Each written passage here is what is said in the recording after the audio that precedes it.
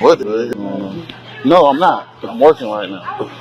I just saw a spectacle and I just had to get it on camera. For real. I don't know what that is. You put that stuff on. Girl, you really need to be quiet. You need to catch a case. It's $6 and 16 cents. I need $6.16, honey. You got 16 cents. You got 16 cents. No, I ain't got nothing for you. Oh, you go $6. I'm sorry. You took $5. You got to pay tax, sweetheart. You got to pay tax. Okay. You got a... Look at these people's faces in here.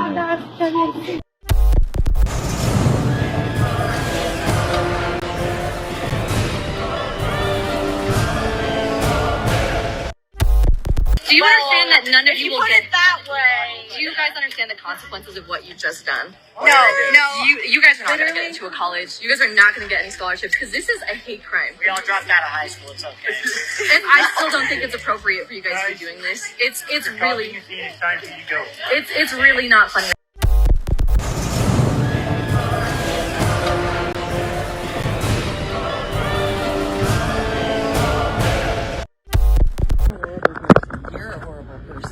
You're literally doing blackface Me later. in the middle of the store. Lester Holt did whiteface. Nobody said.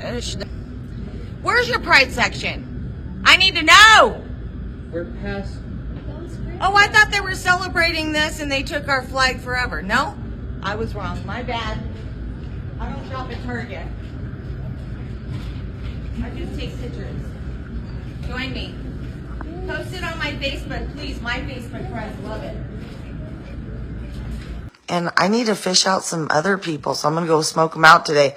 But I thought I'd wear blackface so that when I'm done smoking them out and the FBI or whoever that needs to show up and listen to me for once, when they show up, I want to get a job. So I'm going to make sure I put on a blackface so I can have my best chance at getting a job.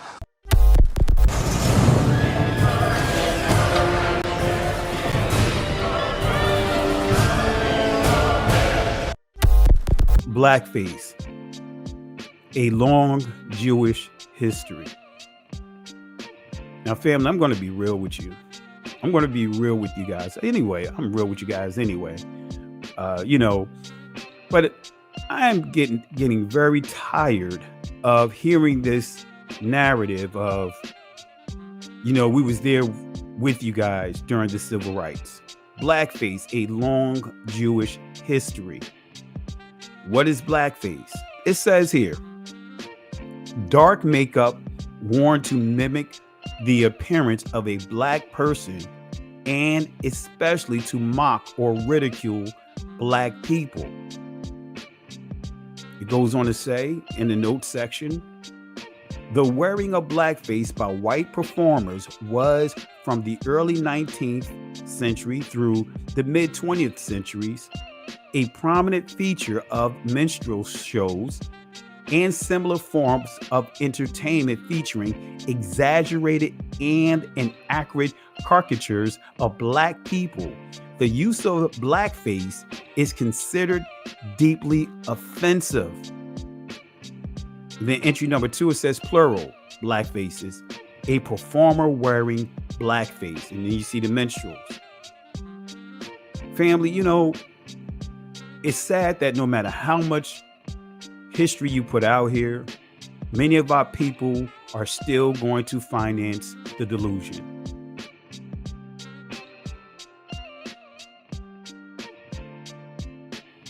They're still going to finance the delusion. They're still going to finance the delusion. We've been duped every kind of way, from children's songs, lullabies, cartoons. Is this important to know? Is this important to know? And I'm going to tell you, yes, it is important to know. Should we be surprised if they did participate in blackface? Guess what? We should not be surprised. Now, let me just give you some information and some historical information, because the Jewish community were major players in the transatlantic world war. They call it a slave trade. but it was actually a world war. They were major players here. The same ones that said that they walked with us during the civil rights. The same ones that say that they know our plight. But they were the ones that inflicted these cruelties on our people. They were the ones that was part of the whole world war. Jews and Judaism in the United States, a documentary.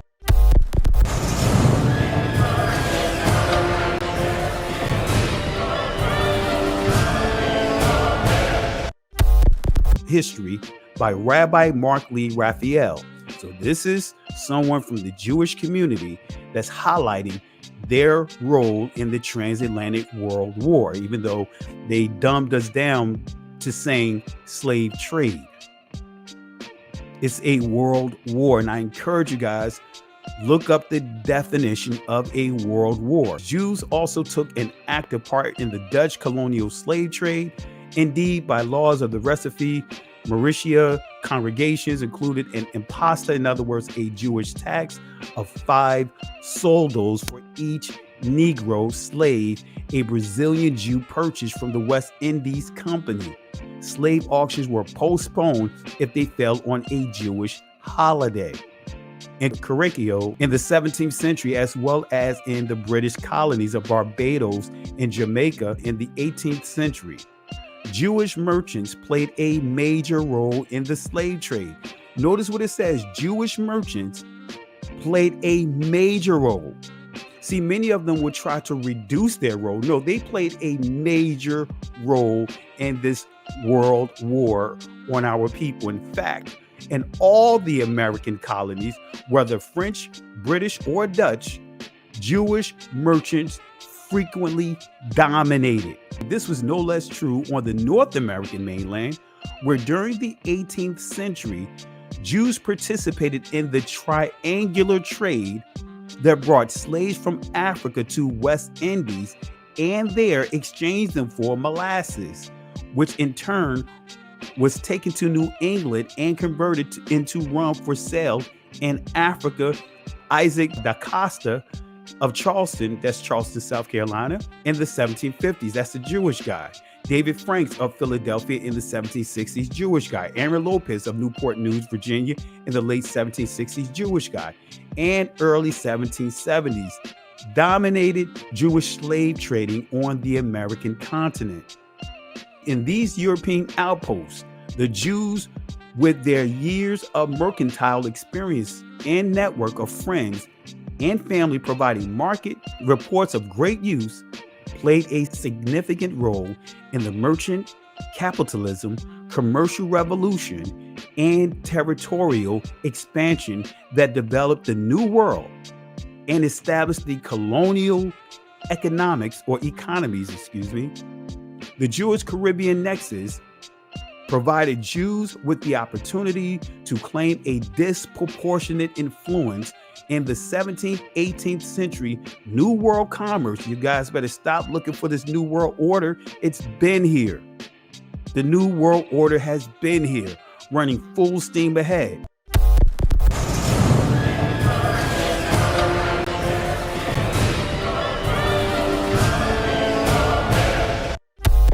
Would you be surprised if I told you that there were Jewish members of the Ku Klux Klan? New York Times state Klan leader, notice what it says, New York Times, state Klan leader hides secret of Jewish origin. Let me say that again so that that can resonate. State Klan leader hides secret of Jewish origin. Klan leader here hiding the secret of his Jewish origin, preaches anti-Semitism. October 31st, 1965. This is a Jewish guy right here. And these is just some highlights from the article. It says a 21-year-old Queens man, Daniel Burrows, was identified on October 20th as the Grand Dragon of the Ku Klux Klan, in charge of New York State at hearings of the House Committee on Un-American Activities. Actually, Mr. Burroughs carries a Klan card identifying him as King Kleagle, or chief organizer for the United Klans of America.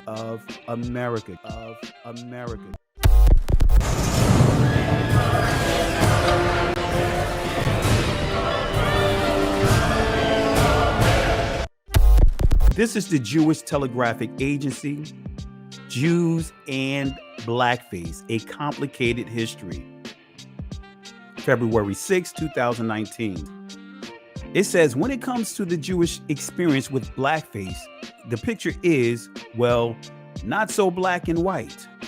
It goes on to say, for Jews, the controversy surrounding Virginia Governor Ralph Northam suggests a complicated history that runs from Al Jolson to Eddie Cantor to former Brooklyn Assemblyman Dov Hikind. Northam is walking in the footsteps of Al Jolson, born Asa Jolson in Lithuania, to Jewish parents who immigrated to the United States. The actor, singer, known at the height of his popularity as the world's greatest entertainer, often performed blackface. So Al Jolson was world-renowned.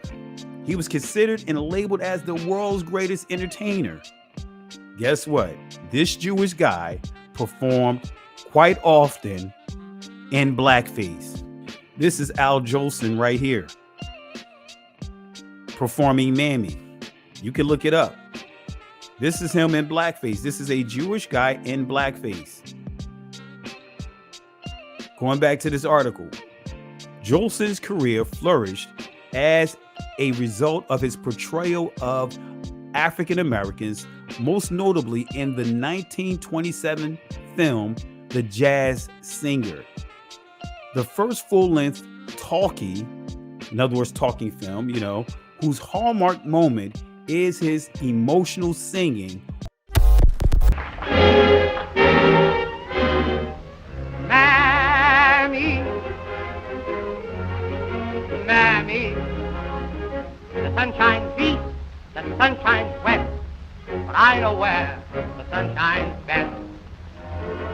Mammy, Mammy, my heartstrings are tangled around Alabama.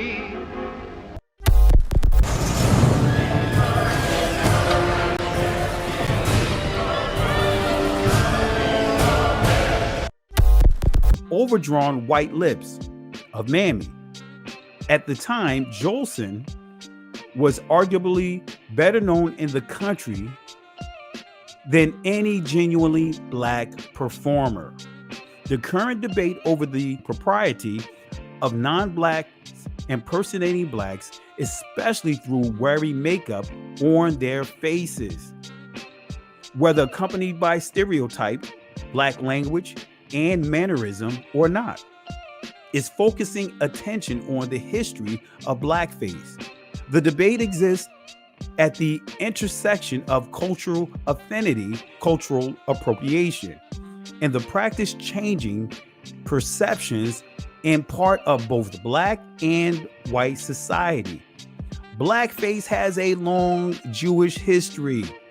Let me make this clear. This is coming from a Jewish publication, the Telegraphic Agency, making it clear that blackface has a long Jewish history. Let me say it one more time. Blackface has a long Jewish history. What? I'm quoting from an old Jewish publication. Says that blackface has a long Jewish history. The practice originated in the late 1820s with white male performers portraying African American characters by applying burnt cork to their faces. These minstrel acts grew in popularity through the 1840s, frequently exposing white audiences in the North to a depiction of Southern black life. Mark Twain and Abraham Lincoln were known to attend minstrel shows. white and black performers. Let me say this again. White and black performers. In addition to Jolson, leading Jewish entertainers who also performed in blackface included such prominent names as Eddie Cantor, George Burns, George Jessel, and Sophia Tucker. Jews played a disproportionate role in the entertainment industry. Wait a minute, what did we just see here? This is from the Jewish Telegraphic Agency. It says the Jews then played a disproportionate role in the entertainment industry.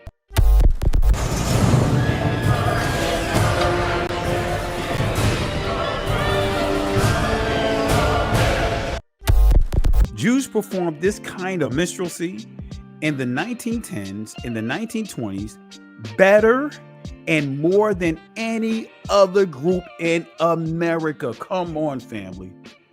Come on, family. Come on, fam. Doesn't it sound familiar? Why does it seem like everything that was against our people, they excelled in it?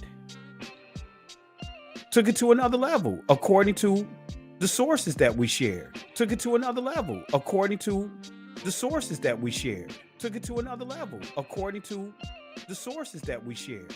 As a member of a fellow minority group, Jolson often aligned himself with Black American struggles for acceptance.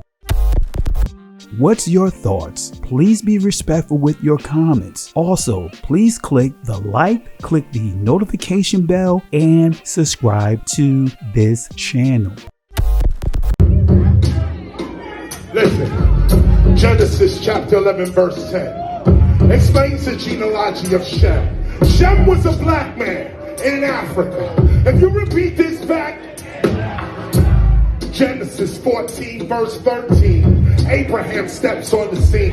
Being a descendant of Shem, which is a fact, means Abraham too was Abraham, born in the city of a black man called Nimrod, grandson of Ham. Ham had 4 sons. One was named Canaan. Here, let me do some explaining. Abraham, Isaac was Jacob had 12 sons, for real, and these were the children of Israel.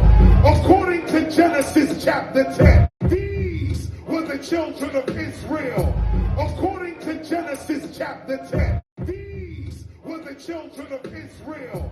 According to Genesis chapter 10.